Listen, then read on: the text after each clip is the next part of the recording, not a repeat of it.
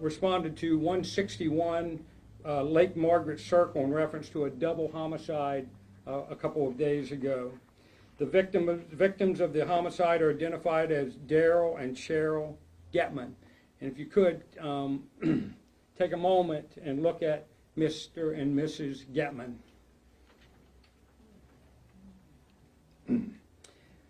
They're a married couple. They're 83 and 80 years old.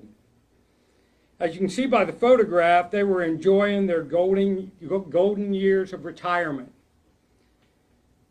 Something that we kind of all look forward to, I think, right? However, in this case, the golden years of Daryl and Sharon were tragically cut short by a ruthless and senseless double homicide. So what have we learned? On December 30th, 2023, at about 3 p.m., a black female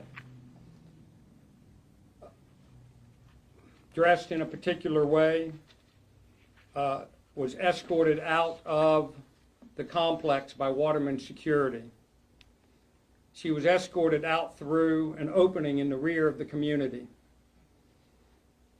On the same date, at about 4:14 p.m., the female was captured on security camera on Lake Margaret Circle again. She was wearing the same outfit, very unique. At about 10:58 p.m. on the same date, this person of interest entered the facility of 301 Lake Margaret Circle, and that's the big tower up in the front. She went to apartment 4105, knocked on the door, made contact with a female occupant. This person of interest asked, "Can I take a shower?" The alert tenant panicked, got scared, as I would, and she hit her alarm button. Of course, security responded and the police responded. The person of interest, or prior to us responding and security responded, the person of interest said, "Did you just call 911? And she said, "Yes." She took off. On her way out, grabbed a set of keys out of, I presume, a table sitting by the door, grabbed a set of keys that belonged to a car and belonged to a mailbox. Then, of course, the police responded, security responded, area check was conducted, nothing. Fast forward about 3 hours, almost to the minute. December 31st, 2:02 a.m. Mr. and Mrs. Getman's vehicle was photographed leaving the facility.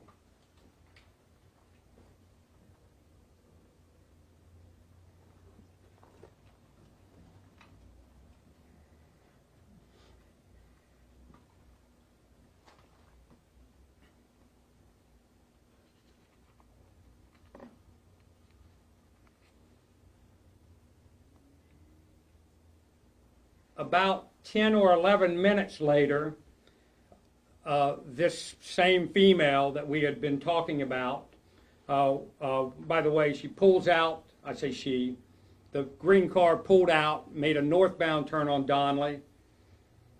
About 10 or 11 minutes later, this female we had been talking about previously walks back in. Security would not allow her back in, sent her packing.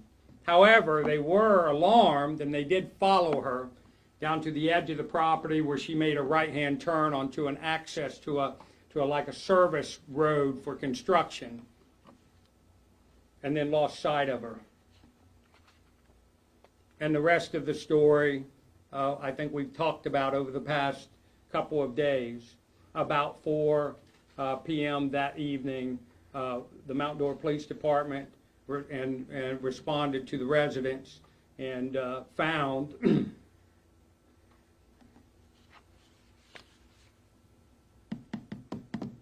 you know, it's I think about, because I retired once, I think about those golden years. So this, I do take this personal.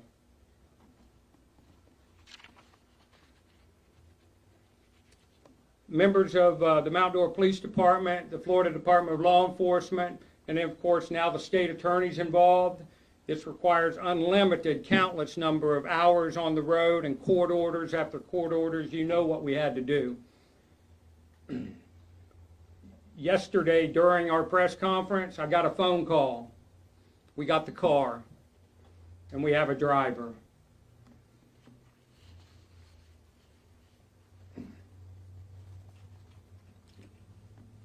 I'm pretty confident in the investigation at this point.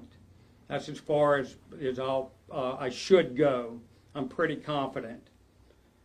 At this point in the investigation, where do we go from here? Your big question is, what is this person's name? Well, the investigation is still very fast-moving, fast-breaking, and I'm not going to release the person's name yet. They are in custody. They are in another state. The state attorney stayed up all night last night and pulled every string he could because it had to be a Florida warrant. We had to extradite and all this stuff. So thank you for your hard work. Thank you. When all you have is probable cause, the Constitution guarantees people a right to get out, and we would have been in a hard spot if not for your state attorney. This person will be extradited back to the state of Florida in the coming days, and let me explain why. There's investigative things that we have to do for the same reasons I wouldn't identify a lot of stuff. It's because it would tarnish our investigation. It would upset some of the legal documents and things that the state attorney has to do, and it could potentially impact something at a prosecution level. So as I promised, as I get information and as I can release it to you and it doesn't impact the arrest and the investigation and the prosecution, I'll release it. So she will be extradited back to the state of Florida. With that said, kind of before I go to questions, and I'm going to bring my partner, Special Agent in Charge Lee Massey, and of course the state attorney up, and as we have on the past couple of occasions, we can answer some things now, but there's still some things that we just aren't going to talk about. But I'm going to steal something from my friend Lee Massey, and he is my friend of 30 years. The analogy is this. This is a 3,000-piece puzzle, and we simply put together the corners and the sides. We have a long way to go. It's a 3,000-piece puzzle with a whole bunch of things in the middle. Before I close, one big question you want to going back to the this person of interest. This person of interest has there's no known connection between her and the city of Mount Dora. Very limited connection between anything in Central Florida, hit or miss. We're pretty somewhat confident in saying that she was passing through. She was passing through, and and she upset our lives. With that said, we're open to questions. Lee, if you could come up, and Bill, if you can come up, and just remember that there are things that we just won't talk about. Go ahead, questions. Chief, isn't it true that your person of interest has been arrested multiple times in both Eustis and Mount Dora in the last year? We have no information that this person has been arrested in Eustis at all. And your agency didn't arrest her on December 27th? No, that is not correct. Okay. Chief, just so I'm clear, there's a lot of moving parts here. You're talking about one woman who was found, escorted out, same woman came in, went up to her apartment, grabbed keys, same woman that you have in custody, somehow out of state, correct? That's correct. The keys that they were taken, is that from like a security guard's office? I mean, the perception here is that they got a hold of keys that allow them access to the other house in the car. No. So they went to an apartment up in the tower, and they took keys to a car and a mailbox key. That was it. But not the keys to this car. No. So you don't know how they got into the Getman's That- house or how they got the Getman's car. Correct. We don't know at this point. Chief, many people flat out want to know how were they killed. Okay. You can imagine, we still have a lot of folks to talk to, and that's stuff that will absolutely be put out. But at this point, it's just something that we're going to hold tight. It was a homicide. It was a multiple homicide. They were both killed. This woman, you're a person of interest, she's a person of interest or a suspect? Clarify, person of interest. Well, she is arrested for the theft of the vehicle, and she is clearly a person of interest for the homicide. I was gonna say, so she's presently not charged with murder. That is correct. You've got her theft of the car, in possession of the car somewhere out of state, and that you're trying to put together a probable cause case for murder in this case. That is correct. Okay, so what state and what city?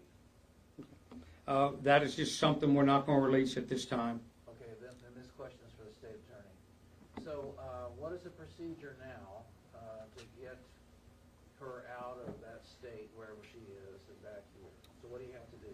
So every state's different, Frank, and we deal mostly with the southeastern states pretty regularly. There are extradition laws and rules between Florida and the other states, and it's fairly straightforward, the process. So that's kind of as far as I'm going to go. The process has already started. We've put what we need to put into place to make sure that the person is going to remain in custody until we get the person back to Florida. So that's, You sent somebody up to this other state, I assume. well, that's actually a law enforcement function. So that's not something that the state attorney did. All right, so with the right term, the murder charges are pending? Actually, you know, I'm a little bit, because my position's different, I tend to say less, so I'm not going to answer that. But they're not, right now, as the chief said, the charges are the grand theft of the vehicle, and that's where we're at. I can tell you this much, working with the Mount Dora Police Department, Florida Department of Law Enforcement, the Sheriff's Office, everybody's really come together, and I'm confident with what they've briefed me and what I know that the investigation is headed in the right direction. You know, everything's being done, you know, by the book, and there's a lot of moving parts, as he said earlier. That's a good example, the 3,000-piece puzzle, Lee. I hadn't heard that before, but that makes sense. So, you know, as a prosecutor, I'm going to make sure that we do it, you know, that everybody's doing everything that they need to do, and when we get a case, if we get a case, it's one that we can put together. So. I wasn't 100% clear. The person whose apartment they went to, was that the Getman's apartment? Did they have to take a shower, or was that a different resident? That was a different resident, a different apartment. Was this a random crime? It appears it was a random crime. And we've heard from other residents that somebody had come to the door and said they wanted to use the phone charger or charge their phone. Is this usually the same person who's been going to multiple apartments? Our investigation is suggesting that this person made contact with other folks. That is correct. And no idea why Waterman Village, why the Getmans, why this apartment. I mean, been doing this a long, long time. Most of these have some kind of lineage that you can follow. The random ones are the ones that are truly horrifying. Is that what this is, Chief? I'm confident it's random, and I'm confident it is random. Chief, But- go ahead. But you feel like you've got plenty to keep her where she is while you build a case against her. I have an unbelievable team. If there is an A team in law enforcement, we got it. With the Mount Dora Police Department, with the Florida Department of Law Enforcement, with the state, this state attorney, we have the A team. I'm confident. Chief, did you know them, and were you able to find out more about who they were? I did not know them. I have met their children. It's they a beautiful family for sure. Real quick, how many times was she actually caught or escorted off property? Is it 3 times I'm taking it? One time. Well, we have. Remember, we can now go back and look at historical things, so we can identify different times that she may have been on the property. One time she was escorted off. And then she came back on and security stopped her? No, one time that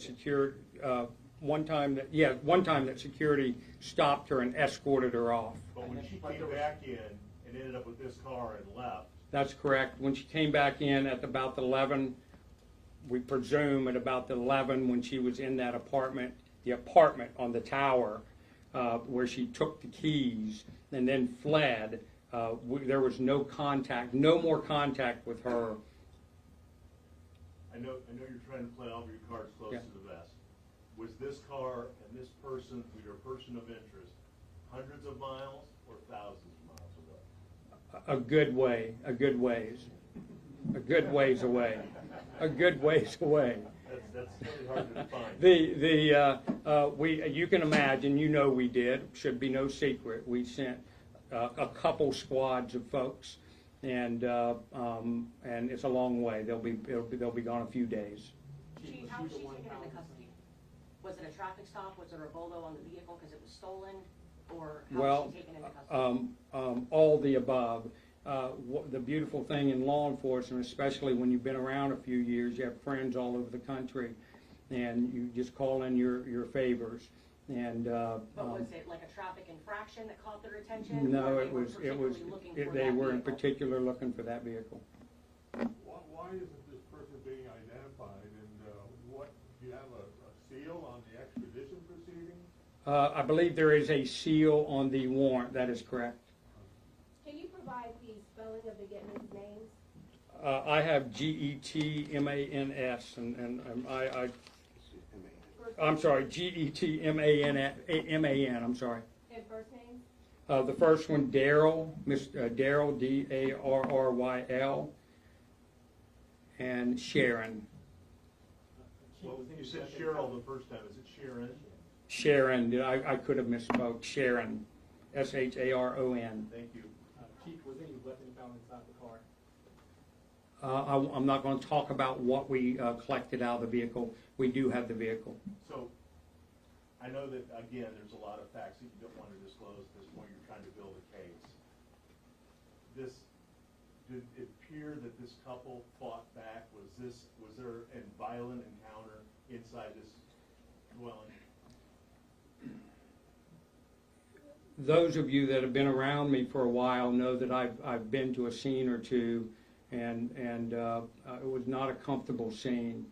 But in terms of how hard they fought, it's hard to know at this time. We're still waiting for all the forensic stuff to come back. But, I mean, she wasn't sneaking away with a car. This was a confrontation inside that home. We have two folks that were killed, murdered inside the home. Do you believe, maybe way too early, but do you believe the motive was a robbery? He was trying to get money, or?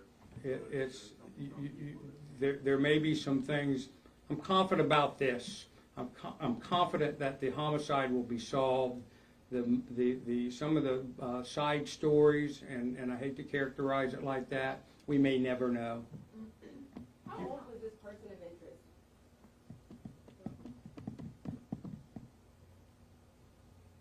Not young. I'll keep it at that. Not old, but not.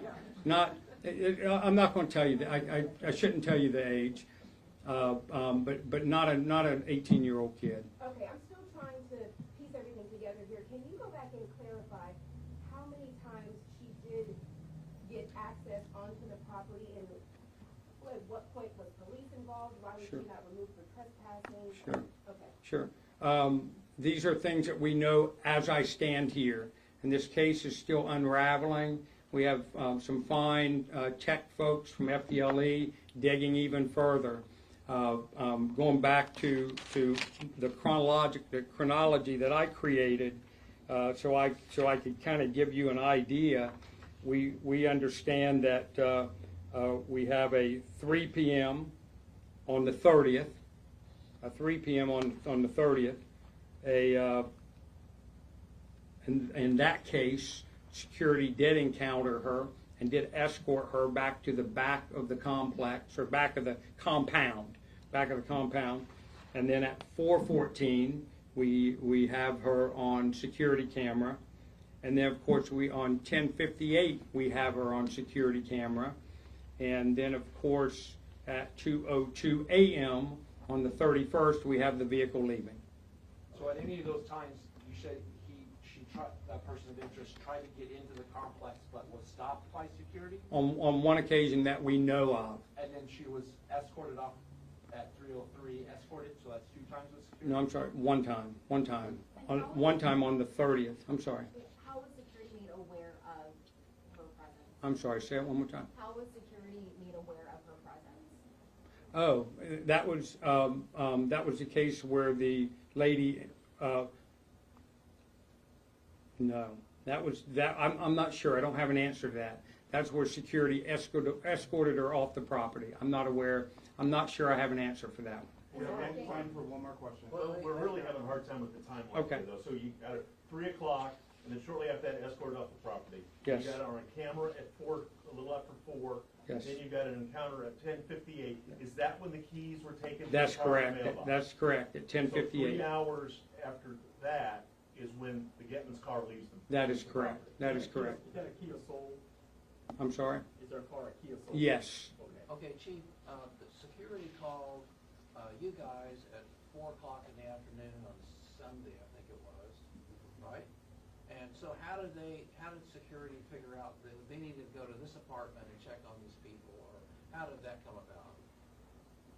security, you're talking about on the 31st. Yeah. Security called us at about 4 p.m. Okay, yeah. Because we had a neighbor called security and said there's something suspicious here. So security went to the residence, Mr. and Mrs. Getman's residence, and then they opened the door and saw a scene and called us. Okay, did they go to other apartments before they got to the Getmans and figured out what was going on, or how did they figure out those? They got a phone call.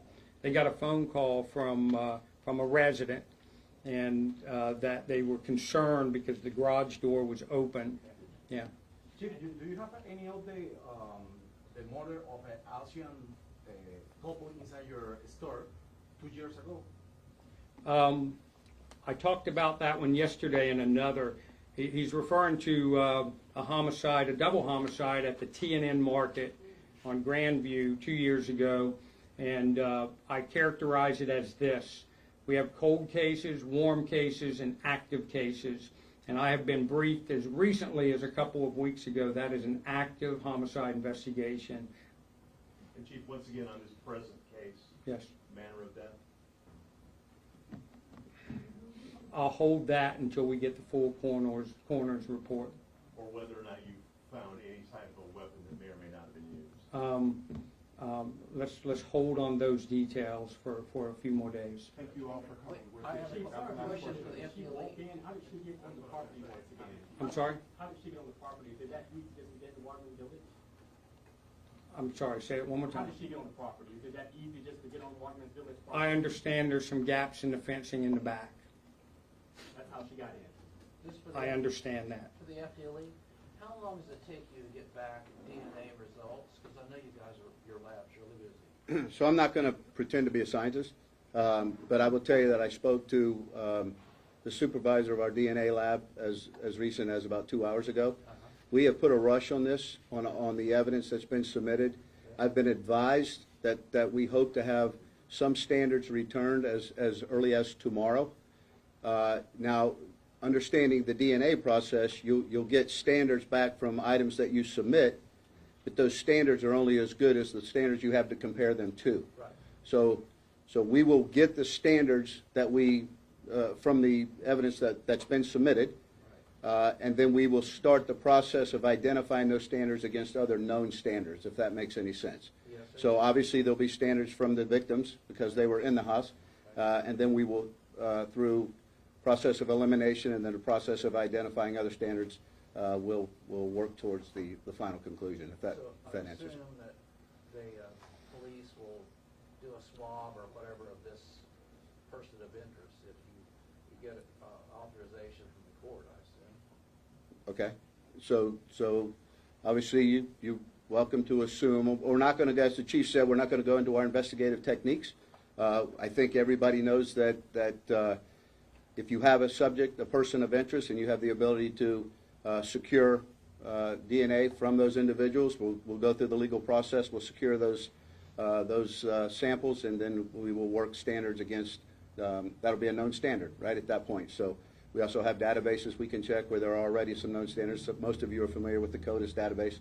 So we'll go through that process along with several other investigative components that we're working in conjunction with Mount Dora Police Department. Does that answer? Yes, sir. And so the standard things you're looking for, your forensics, fingerprints, blood evidence, DNA, hair, just anything, all those things and more probably that we need to know about. That would make sense. That would make sense. Does the person of interest have a criminal record in any other state that you're aware of?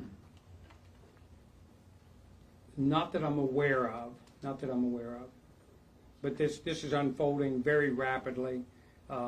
In fact, to be completely open, we only positively identified her a very short time ago.